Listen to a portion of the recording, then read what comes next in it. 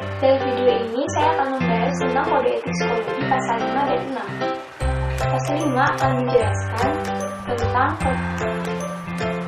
penyelesaian isu etika. Pasal yang ke-6 yaitu akan membahas tentang diskriminasi yang tidak adil terhadap keluhan.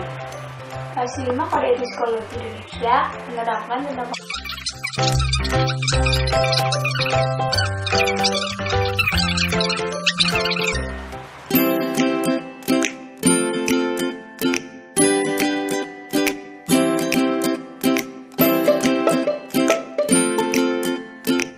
Halo, video ini akan membahas tentang kode etik psikologi Indonesia pasal 5 dan 6. Selamat menonton!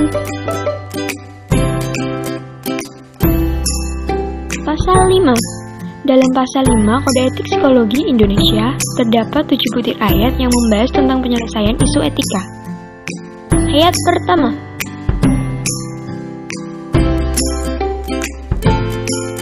Dalam ayat ini dijelaskan, psikolog dan atau ilmuwan psikologi apabila dalam melakukan tanggung jawab etika bertentangan dengan peraturan hukum pemerintah, atau peraturan hukum lainnya, maka harus menunjukkan komitmennya dalam menyelesaikan konflik yang dihadapi dengan mentaati langkah-langkah penyelesaian yang telah diatur dalam kode etik psikologi Indonesia. Jika dengan cara tersebut konflik belum terselesaikan, maka psikolog diharapkan patuh terhadap otoritas hukum, peraturan, atau otoriter hukum lain yang berlaku. Ayat 2.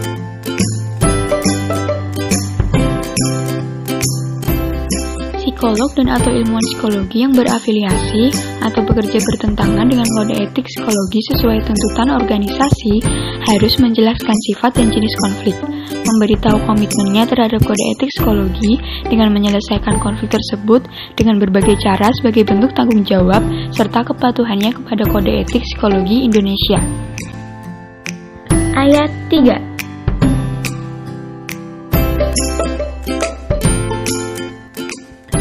Pelanggaran etika psikologi dapat dilakukan oleh psikolog atau ilmuwan psikologi, organisasi, pengguna layanan psikologi, serta pihak-pihak lain. Pelaporan pelanggaran dibuat secara tertulis dan disertai bukti yang ditujukan kepada Himpunan Psikologi Indonesia yang nantinya diserahkan ke Majelis Psikologi Indonesia. Ayat 4.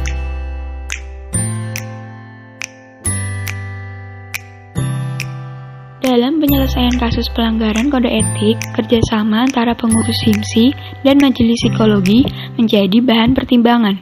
Kerjasama tersebut bisa dalam bentuk investigasi, proses penyidikan, dan persyaratan diperlukan untuk mencapai hasil yang maksimal dengan memanfaatkan sistem di dalam organisasi yang ada. Dalam penyelesaian kasus kode etik, prinsip kerahasiaan sangat dipegang teguh. Ayat 5.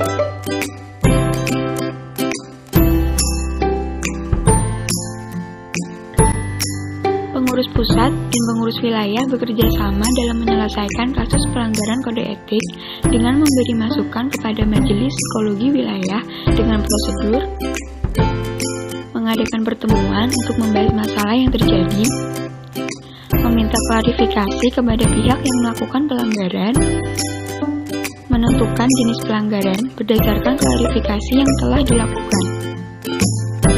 Ayat 6.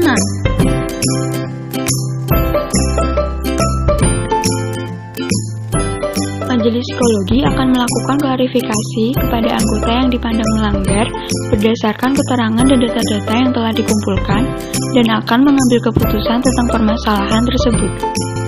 Ayat 7.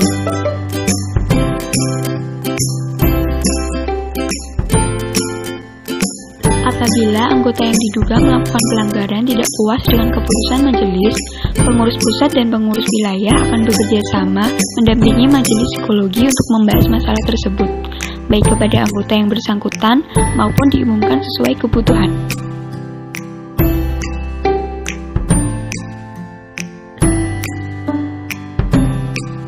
Pasal 6.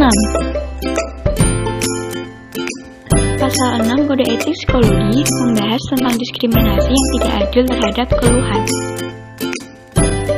IMSI dan Majelis Psikologi Indonesia menerima segala keluhan dari berbagai pihak yang terkena pelanggaran etika, asalkan keluhan tersebut didasari fakta-fakta dan masuk akal.